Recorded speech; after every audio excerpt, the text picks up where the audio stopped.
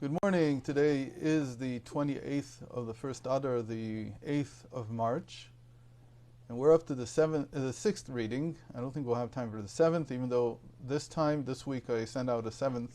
It's also on the Patreon site. You can access it there. And we're going to look at one of the most interesting verses in the entire Torah. There's only 4 other such verses, but this is the most important one of these. And the verse we're going to look at is Exodus 37:20. So let me read for you the translation first, so that you can get an idea of what the problem with this verse might be. And then we'll look at what the Talmud has to say about this verse. And then we'll talk about what all of this might mean, all of this together. So it's describing the menorah. So we said where it's 37:20. And it says, on the stem of the menorah there were 4 goblets, and its 2 spheres and flowers were both engraved. Okay. Now, if you follow with the Chumash that I recommended, surprisingly, he doesn't say a word about this. He doesn't even mention it. But the Hebrew, I'll read the Hebrew for a second, and I'll explain to you what the problem with this verse is. Uva menorah arba'a gvi'im meshukadim kaftorea ufrachea. So if you know Hebrew, what happens in Hebrew is that it's very easy to create a structure of a sentence where you don't know where the adjective, to which noun the adjective belongs. So here it says mishukadim. Mishukadim means that they had the shape of an almond flower. Now the question is it saying that the what did we call these?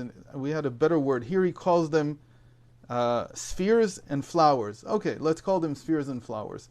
So what is he saying? Is he saying that both the spheres and the flowers are in the shape or adorned with gold ornaments that look like the flowering of an almond? Or is he saying that it's only the spheres that should be that way? Now, the spheres were like, they look like points of connection on the stems, on the branches also. They look like points of connection, even though there's no connections because it's one solid piece of gold, but it's an ornament that looks like a connection. So this thing, is it supposed to be adorned with almond flowers? So that's for sure, because that you have to understand. But then the question is it the same thing about the flowers? There's also flowery ornaments on the menorah. Are they supposed to be the same way? Okay, so this verse is a real challenge, because there's no way to really know.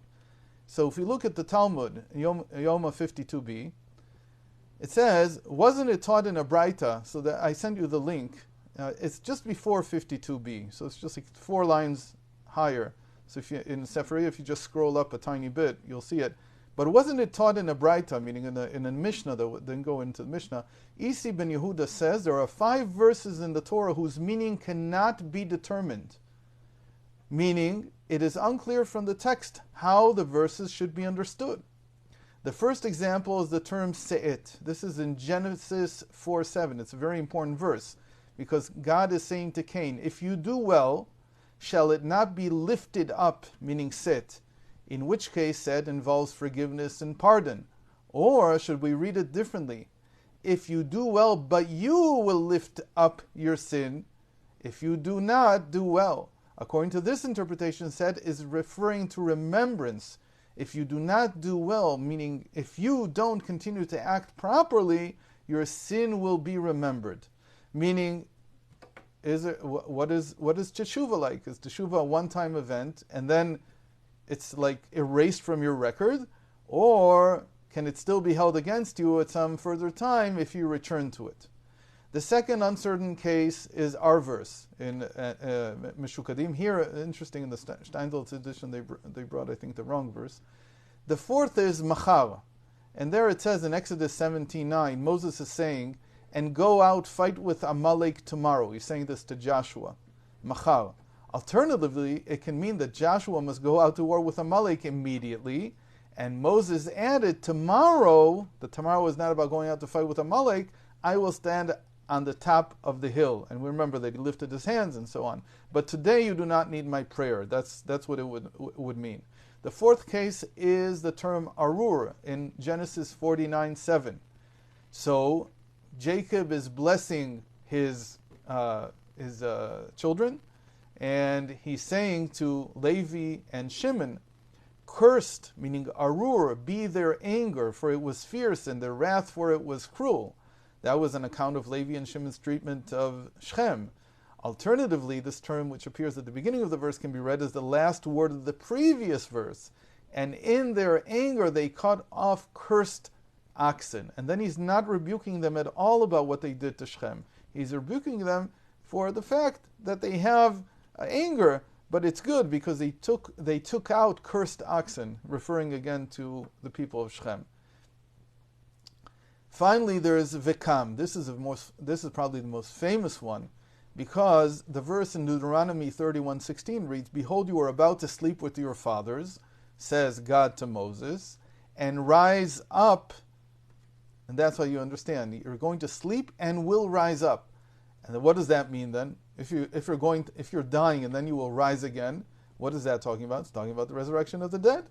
So we have at least a verse that seems to be talking about resurrection of the dead, which is something that's not discussed anywhere in the Torah, and we only have a hint of it in Ezekiel. Or should we read it this way? You are going to die, I mean, you're dying, you will sleep with your fathers, and this people will rise up and go astray. Meaning it's not even talking about Moses, it's talking about the people. So we have these 5 different verses that cannot be determined how to understand them. Now, the amazing thing is that how can there be doubt? That's the first question. What do you mean? There's something that Moses did not receive the perfect explanation for? How come we don't know? So you might say we don't remember. Moses received it and we lost the tradition over time. That's very uncommon, very hard answer to give. What is probably even more difficult to hear is the fact that not only do we not hold this to be a problem, later in the Kabbalistic tradition, Rabbi Isaac Luria, he brings these 5 doubts and he makes them into staples in the highest place in the crown, in what we call the unknowable head, the highest head of the crown, where there is no self-knowledge, there is no self-reference, there is no ability for a person to know themselves. At that place in the crown, he places 5 doubts. And he says there's 5 different things here, I don't know how they're constructed. There he's talking about how God takes back the shattered vessels and he rearranges them and he builds our world, starting with the crown, starting with the unknowable head, which in Chassidut is called the power of faith. And so he says there are 5 parts of this construct that God is now making that I don't know how they were constructed. I'm seeing it, he says, from the outside. I can't see it on the inside. Whatever the case might be, he's coming and saying, he calls these doubts 5 doubts of the unknowable head. This is an amazing thing because he's bringing doubt in through the front door, basically, back into Jewish theology. And what does this mean exactly? Well, if you think about it this way, that we always have to have, even at the highest level of knowledge, some conditional statement about our knowledge, meaning we're saying we don't know perfectly, we cannot know perfectly, then these doubts have a tremendous meaning in our faith. In other words, as much as I know, I try to use my faith is not able to surmount what my mind cannot understand. There are things that my mind simply is in doubt about. So there I use faith to try to get over it, but the faith cannot solve. The thing it can do is it can help me have faith. But it won't solve my intellectual doubt. That I will always retain. But I have to retain it. If I don't retain it, then I'm probably not talking about God. I'm talking about something that I fully understand, something that is in my power to understand, something I can perceive, and then it's probably not even about God. So this is a very interesting topic, that there are 5 verses in the Torah that cannot be determined, their understanding, their meaning cannot be determined. In the same way, the Kabbalah introduces these 5 doubts at the highest place and allows them and says this is part of what it means to be a human being.